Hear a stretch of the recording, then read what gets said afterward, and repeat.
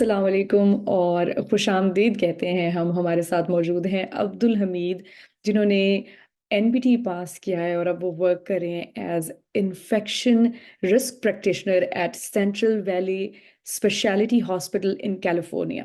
Thank you so much for joining us today. Abdul, कैसे हैं आप? अल्हम्दुलिल्लाह मैं ठीक। आप बताएं कैसी हैं? मैं बिल्कुल ठीक ठाक हूँ। तो बताएं हमें अपने एनपीटी के जर्नी का। मैंने लास्ट ईयर फाइनल फ्रंटियर को ज्वाइन किया था।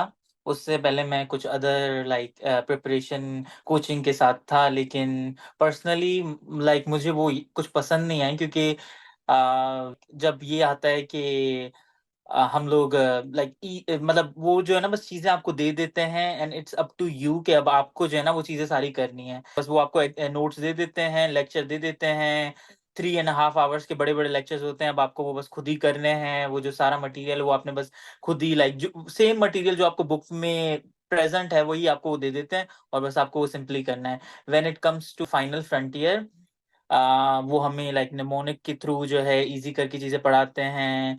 स्टोरीज़ बना के चीज़ों को जो है ना ईज़ी कर देते हैं। और प्लस इनके लेक्चर्स आर कंसाइज़ के, अगर 2 आवर्स का लेक्चर है, तो दे वांट कि ओके ये हर किसी का जो है ना, क्योंकि सिर्फ़ एनपीटी नहीं, लोग उसके साथ-साथ कभी जॉब भी कर रहे होते हैं, बाकी चीज़ें भी कर रहे होते हैं। तो दे रिस्पेक्ट एवरीवन्स टाइम कि भई ओके 2 आवर्स है तो चलो 2 आवर्स से 2 आवर्स 15 मिनट्स हो गया। अगर किसी को ज़्यादा कुछ क्वेश्चंस वगैरह हैं, तो उस 2 एंड 15 मिनट्स में आप समझिए कि वो आपको जो है ना सारी चीज़ें पढ़ाते हैं, वो भी ईज़ी वे में, और जो जो चीज़ें आपको ईज़िली याद हो जाएँ।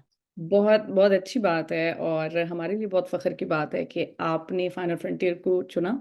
तो बताइएगा कि पाकिस्तान में कहाँ से आप हैं और कहाँ से आपने डीपीटी किया? तो मैं पाकिस्तान में कराची से हूँ और मैंने डीपीटी डाउ यूनिवर्सिटी ऑफ हेल्थ साइंसेज़ से किया है। और मैं अब I am from the first batch.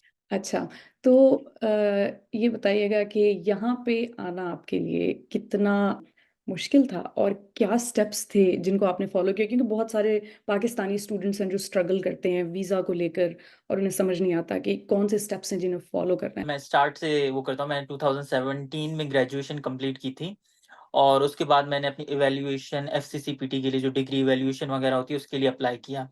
लेकिन मैंने मेंशन किया कि मैं पहले बैच से था, तो हम लोग जो है, क्योंकि कोई भी चीज़ें इन प्रोसेस नहीं थी, ना सिलेबस था, ना क्रेडिट आवर सर्टिफ़िकेट था, तो उस चीज़ में ना बहुत टाइम लग रहा था। तो देन मैंने डिसाइड किया कि भई कोई और वे होना चाहिए यहाँ से निकलने का, एंड देन मैं वहाँ पे जाके जो है ना और चीज़ों को देख सकता हूँ। तो फिर मैंने इस तरह स्टूडेंट वीज़ा के थ्रू अप्लाई किया। और क्योंकि यूएस में जो है अपना मास्टर्स इन फिज़िकल थेरेपी नहीं होता, तो या तो ईदर आपको PhD in doctor of physical therapy enrol होना पड़ता है, या फिर जो है आपको अदर मास्टर्स प्रोग्राम, जैसे कि masters in public health, masters in health care administration, masters in exercise physiology. तो डिफरेंट टाइप के मास्टर्स में आपको एनरोल होना पड़ता है। तो उसी रूट के थ्रू मैंने जो है अपना एमपीएच में एनरोल किया, क्योंकि मुझे एक वे चाहिए था कि ओके मैं यहाँ से तो चला जाता हूँ कि भाई मैं यूएस आ गया, लेकिन उसके बाद क्या, क्योंकि मास्टर्स तो 2 साल का होता है, लेकिन साथ-साथ मुझे ये भी देखना था कि इन केस अगर 2 साल के अंदर भी मेरा इवैल्यूएशन कंप्लीट नहीं होता, या मेरी प्रिपरेशन नहीं होती, या मेरा एग्ज़ाम पास नहीं होता, आई हैव समथिंग कि जिस पे मैं जो है ना जॉब वगैरह कर सकूँ। तो इसलिए जो है ना मैंने MPH master in public health choose किया। सही। तो और क्या ऑप्शंस हैं स्टूडेंट वीज़ा के अलावा? आपको क्या लगता है कि जो पाकिस्तानी स्टूडेंट्स ट्राई कर सकते हैं? सबसे बेस्ट तो आजकल जो है स्टूडेंट वीज़ा है, और उसके साथ-साथ हम लोग जो है विज़िटर वीज़ा भी अप्लाई कर सकते हैं। हुँ। लेकिन विज़िटर वीज़ा इज़ कि वो सिर्फ़ लेजिट लोगों को जो है ना मिलता है, और as compare to student visa उसके चांसेस थोड़े कम हैं। सही। तो इवैल्यूएशन के प्रोसेस पे थोड़ी-सी रोशनी डालें, क्योंकि पाकिस्तानी स्टूडेंट्स हमेशा घबरा जाते हैं कि अच्छा, अब जी हमारी डिग्री कंप्लीट हो गई है, व्हाट नेक्स्ट? क्या करें हम? ठीक है, आपने वीज़ा बता दिया, वीज़ा हमें चाहिए होगा एग्ज़ाम देने के लिए, आपको यहाँ आना पड़ना है। तो अब मुझे बताएँ इवैल्यूएशन का प्रोसेस? तो इवैल्यूएशन डिफरेंट एजेंसीज़ हैं। I personally choose FCCPT. Hmm. क्योंकि उसका एक फ़ायदा ये है कि उनके पास लाइक लेट्स से कि अब मैं अभी इवैल्यूएशन के लिए अप्लाई कर रहा हूँ, तो मेरे documents through out the life उनके पास रहेंगे। लाइक लेट्स से आज मैं अप्लाई कर रहा हूँ न्यूयॉर्क के लिए और in future like after 5 years मुझे चेंज करना है कैलिफ़ोर्निया के लिए या फ्लोरिडा के लिए, तो मेरे डॉक्यूमेंट हमेशा उनकी जो है ना फ़ाइल में रहेंगे।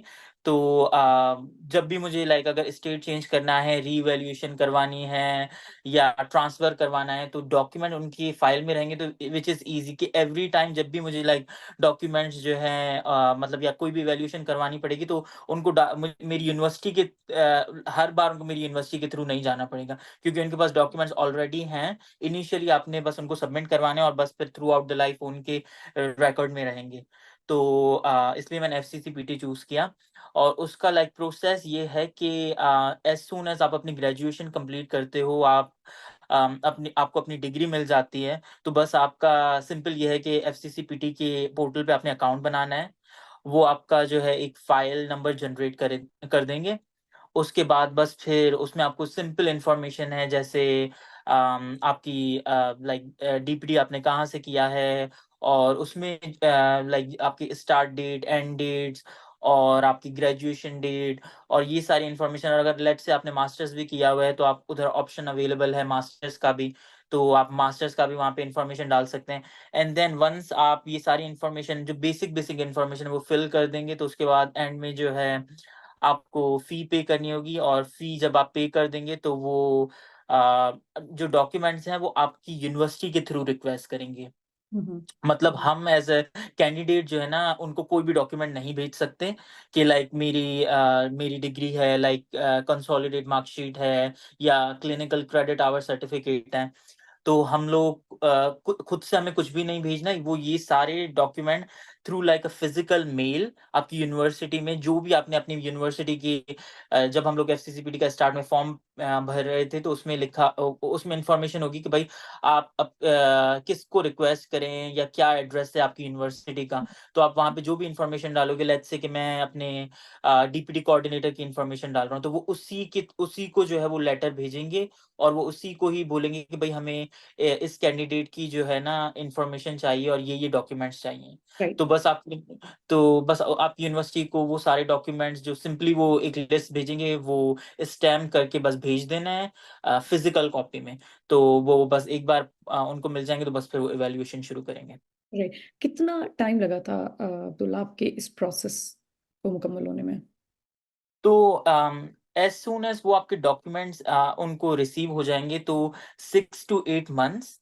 राइट। लेकिन इट डिपेंड्स ऑन कि मतलब उनके पास कितना कोर्स लोड है, तो वो थोड़ा आगे-पीछे लाइक हो सकता है, लेकिन normally 6 to 8 months is like कि आपका इवैल्यूएशन हो जाएगा। सही। वीज़ा हो गया, आपकी डिग्री की वैल्यूएशन होगी, उसके बाद आपने एनपीटी दिया, तो उसके बाद की ज़िंदगी कैसी है? फीलिंग्स तो बहुत अच्छी हैं, क्योंकि मतलब ये गोल था कि भाई यूएस में आएँ और as a license physical therapist यहाँ पे बने, तो आई मीन बहुत अच्छी फीलिंग्स हैं।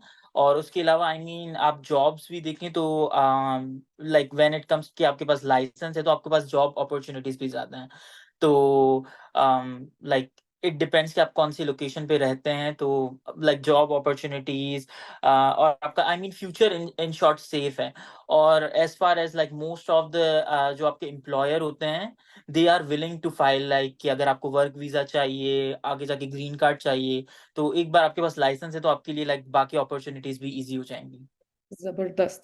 तो जो स्टूडेंट्स अभी एनपीटी की तैयारी कर रहे हैं, उनके लिए क्या टिप है? सबसे पहली तो बेस्ट चीज़ जो मैंने की, वो ये है कि आप फाइनल फ्रंटियर जॉइन करें।